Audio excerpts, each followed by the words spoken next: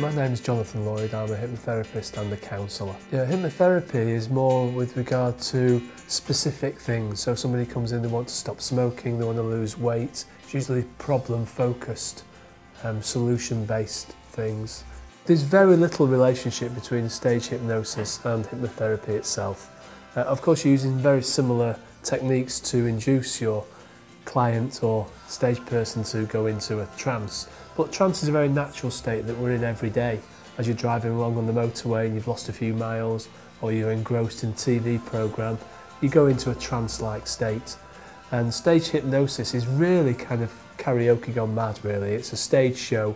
Most people have problems around confidence, stress, relationships, that kind of thing. It's not just people that want to lose weight or want to stop smoking, which is a kind of classical reason you think for going for hypnotherapy. Counselling is more to do with the person and what life events have affected them.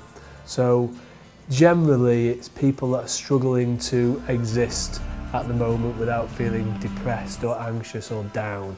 I'm basically there to reflect back to them, perhaps point out some blind spots that they've not noticed. You know, may think, oh, that's why I'm like this, because of this pattern that's been going on, and they've not really, because they're involved with it so heavily, it's their own worldview. It can be heart-rendering things that people have been through, you know, suicides, rapes, some very emotionally difficult for me to handle sometimes. It's very difficult to sit with somebody who's been through some of the things that people are exposed to in this life, unfortunately. My third child is autistic, and that made me look at my life in lots of different ways. My coping strategies were I was trying them all, I think, you know, the alcohol and all the other ways to relieve the stress, because there are a lot of extra stresses involved when you've got a child with disabilities. I met George Williams probably about 2 years ago now.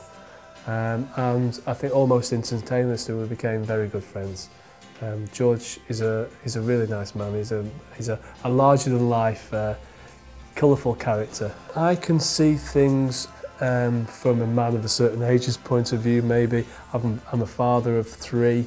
I think that's quite unique on the show. And a long-term marriage. I've been married for 20 years now. So you know, those things, those little aspects. And obviously, I'm a therapist, and I deal with people of all shapes and sizes. Having a company called Calm Minds, you know, you're supposed to be all calm and relaxed. I think I am there, but you know, I do have a lot of demands. I'm starting a private practice. I do work in various locations. I work for the NHS, I've worked for the Alzheimer's Society and MS Therapy Centre. So I do go to see people at home. So I've got a busy life. There's no getting away from that. But what I think I do every day is I meditate, and so that really looks after kind of my mind, if you like.